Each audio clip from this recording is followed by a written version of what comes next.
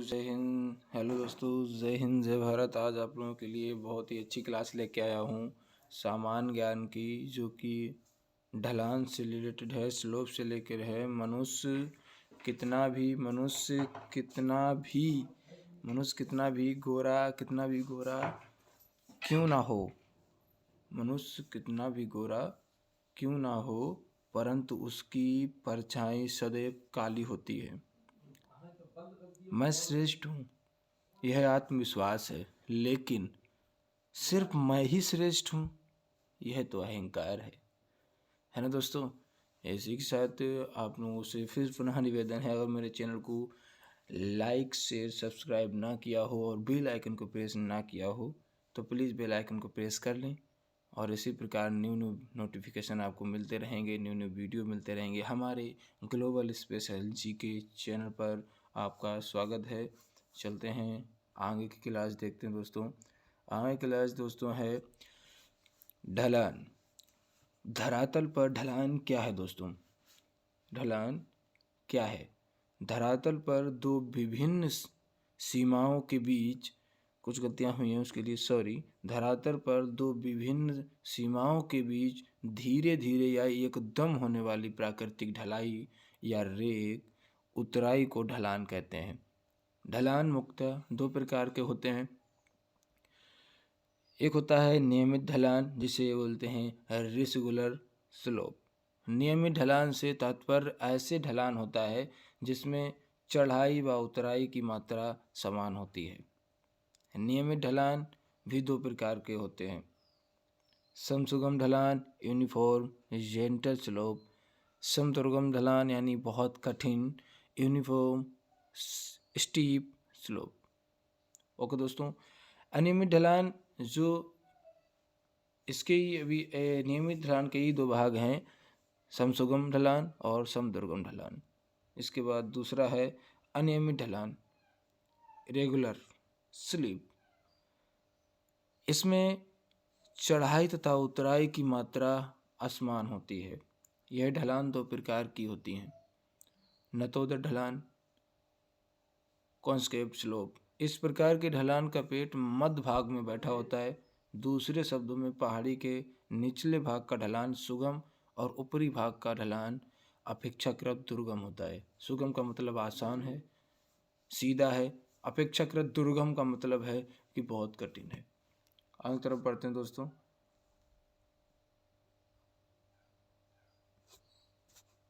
आगे का क्वेश्चन है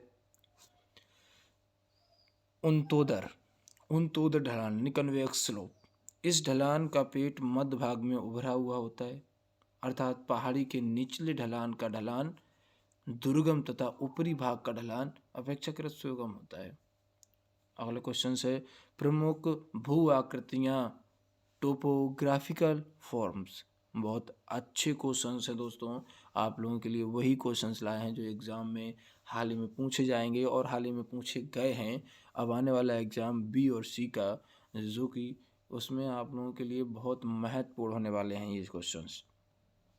आप लोग इन्हें देखिएगा और लिखने का प्रयास ज़रूर एक बार करिएगा। देख देख कर, पूरा वीडियो देख देख कर लिखने का प्रयास ज़रूर करिएगा, ताकि राइटिंग अच्छी हो जाए। और लिखने का तरीका जब आप अच्छा कर लेंगे तो एक दो शब्द अगर गलत भी होते हैं तो आपको नंबर मिल जाएंगे।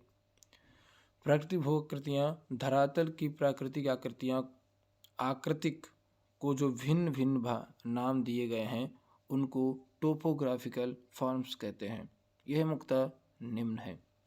नंबर 1 पर्वत माउंटेन जिसे कहते हैं हम लोग इंग्लिश में। धरातल का अति उच्च एवं विस्तीर्ण क्षेत्र जिसकी ऊंचाई 1000 मीटर से अधिक है, पर्वत कहलाता है।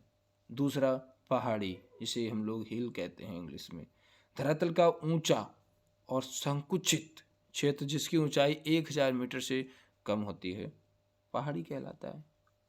ओके दोस्तों, क्वेश्चंस को नोट जरूर करिएगा। मोस्ट इंपोर्टेंट क्वेश्चंस ही मैं रखता हूँ, सारे क्वेश्चंस मैं नहीं लेके आता हूँ, क्योंकि जो आते हैं वही क्वेश्चंस हम आप लोगों के लिए पुट करते हैं। ओके, सिंपल से मैंने वैसे ही क्वेश्चंस रखे हैं जैसे एग्जाम में पूछे जाते हैं, उसी तरीके से मैंने आप लोगों के लिए क्वेश्चंस बनाए हैं।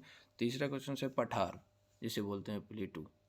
ओके, पहाड़ के ऊपर समतल भूमि को पठार कहते हैं। समतल का मतलब समान, बराबर, उसे हम लोग पठार कहते हैं।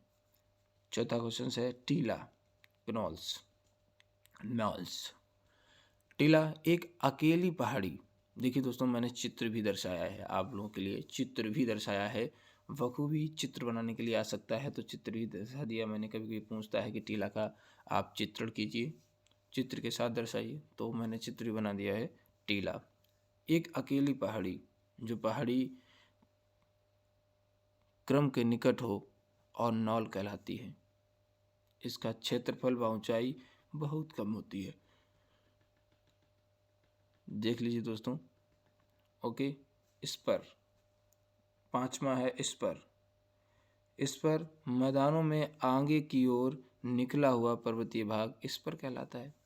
मैदानों में आगे की ओर, देखिए दोस्तों आगे की ओर निकला दिख रहा है आप लोगों को, मार्कर नहीं है मेरे पास, मार्कर से मैं तो आपको दर्शाता चित्र।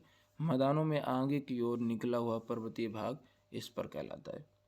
ओके दोस्तों, आगे की तरफ चलते हैं। दो स्तरों के बीच दबी हुई जमीन, दो स्तरों के बीच दबी हुई जमीन को रीएंट्रेंट कहते हैं। ऐसी जगह से प्रायः नाले निकलते हैं। ओके दोस्तों, दो स्परों, यानी अभी स्पर का मैंने बताया था, ये देखिए ये दो स्पर और होंगे, उसके बीच में जहाँ ढलान होगा उसके बीच से अगर नाली निकली होगी तो दो स्परों के बीच दबी हुई जमीन को रीएंट्रेंट कहते हैं। ऐसी जगह से प्रायः नाले निकलते हैं। ओके दोस्तों, आगे बढ़ते हैं।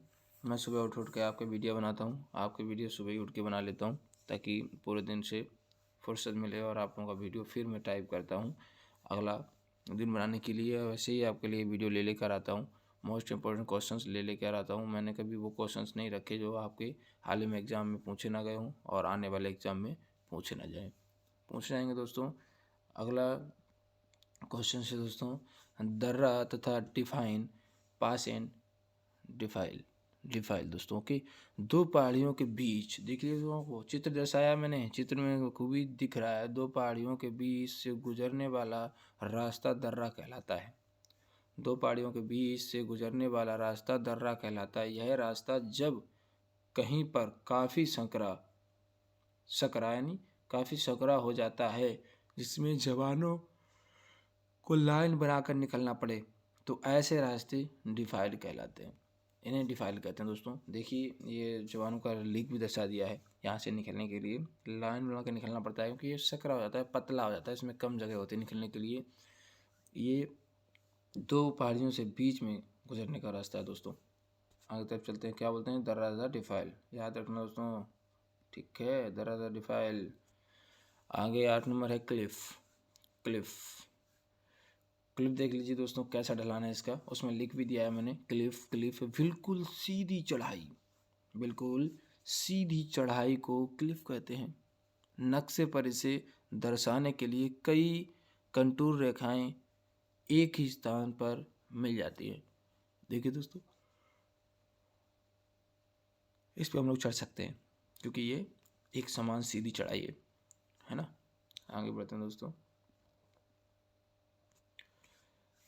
देखिए हम कितना अच्छे क्वेश्चन लेके आए हो दोस्तों, इसीलिए पुनः मैं आप लोग से फिर आग्रह करता हूँ, अगर हमारे चैनल को सब्सक्राइब ना किया हो तो प्लीज़ सब्सक्राइब जरूर कर लें और बेल आइकन को प्रेस कर लें और लाइक से जरूर करते रहें ताकि हमारे न्यू वीडियो आपको मिलते रहें और दूसरों की भी हेल्प होती रहे।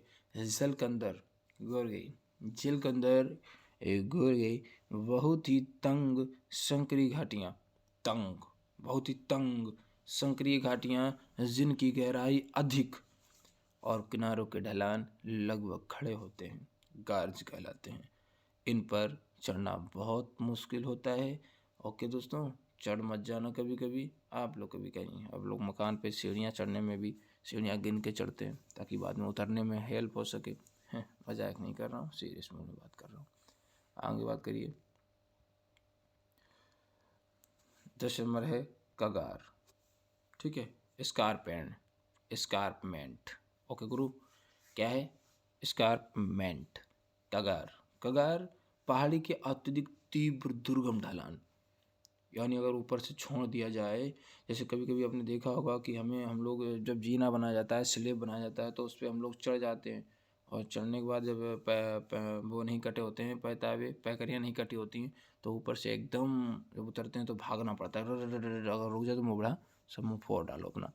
तो ये पहाड़ी के अतिरिक्त तीव्र दुर्गम ढलान है, इनमें ऊपर उतरने के लिए कोई सपोर्ट, कोई रस्सी बांध के ही उतरना पड़ता है, ताकि हम लोग आ रहे धीरे धीरे धीरे धीरे उतर सके।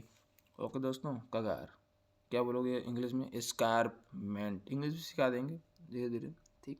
बच्चे होशियार होते हैं एनसीसी वाले, कुछ होशियार नहीं होते हैं, आधे फाइल हो जाते हैं, है ना, इसीलिए मैं तुम्हें बोल रहा हूँ। ये क्वेश्चन दोबारा हो गया दोस्तों, कगार, अरे सब गड़बड़ हो गया यार। चलो आगे वाले देख लो, ये देख लो, वो कट कर दो। ड्यून, ड्यून दोस्तों रेत, मिट्टी इत्यादि उड़ने से निर्मित टीले ड्यून कहलाते हैं। रेत मिट्टी, ये देखो, देखा हो कभी रेत मिट्टी उड़ के इकट्ठा हो जाता है, ढीले लग जाते हैं, उन्हें उड़ने से निर्मित टीले ड्यून कहलाते हैं दोस्तों। ओके, मिट्टी के ढेर, इनमें तो तुम कूद सकते हो, चढ़ सकते हो, मट्टी फैला भी सकते हो किसी की, ठीक। बस आगे देखिए, आगे है दोस्तों कोल तथा सैडल। कोल तथा सैडल, कोल एंड सैडल, एक ही पहाड़ी की दो चोटियाँ। देखिए दोस्तों, एक ही पहाड़ी की दो चोटियाँ के बीच में समतल और दबी हुई जगह को कोल कहते हैं। जब इस भूमि की निचाई चोटी से बहुत कम होती है तो सैडल कहलाते हैं। ओके, इसी प्रकार पुनः जय हिंद जय भारत। हमारे